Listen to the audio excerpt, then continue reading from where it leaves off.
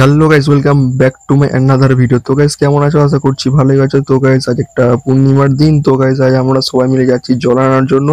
তো গাইস আমরা প্রত্যেক বাড়ি যাই, প্রত্যেক পূর্ণিমাতেই যাই। তো আমরা প্রত্যেক পূর্ণিমায় কাওয়ার নিয়ে যাই। তো এবারে আমরা কাওয়ার নিয়ে যাচ্ছি না, কারণ এবার একটা ছোট প্রবলেম বলতে আমাদের কিছু ছেলে যায়নি। তো তার জন্যই আমরা কাওয়ার নিয়ে যাইনি। তো আমরা ট্রেনে যাব, ট্রেনে আসবো। আর ট্রেনে যারা যারা ভজন করতে করতে আসবে তো তোমাদেরকে দেখাবো।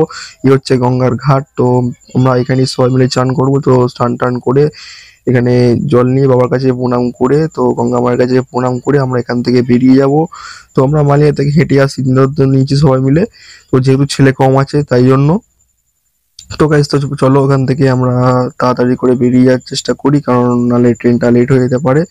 তো দেখতে পাচ্ছ সবাই অলরেডি বেরিয়ে গেছে। তো এখনো কিছু যারা আছে যারা যাবে বাবার কাছে জল নিয়ে তারকেশ্বরে। তো আমরা প্রত্যেকবারই আসি, আর প্রত্যেক পূর্ণিমাতেই আমরা বাঘ নিয়ে আসি। তো এবারে যেহেতু ছেলে কম তাই জন্য আমরা এবারে বাঘ আনতে পারিনি।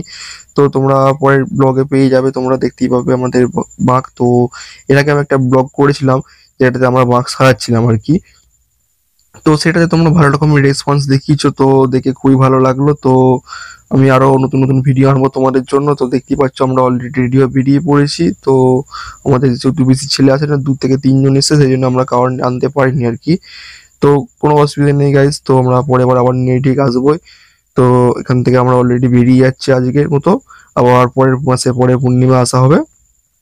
তো গাইস এই হচ্ছে নিমাই তিথিঘাট, যেখান থেকে আমরা জল নিয়ে যাই। তো গাইস আমরা ট্রেনের মধ্যে চলে এসেছি। তো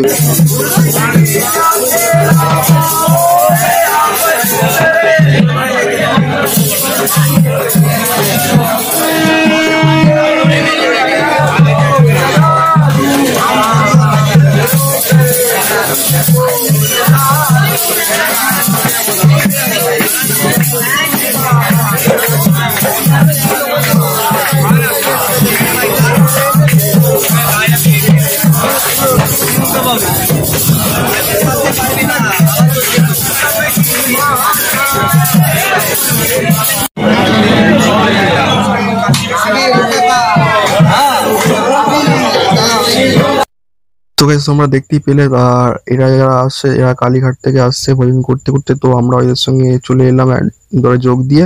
তো গাইস পরের ব্লগ নিয়ে আবার হাজির হবো। তো এখন এখানে শেষ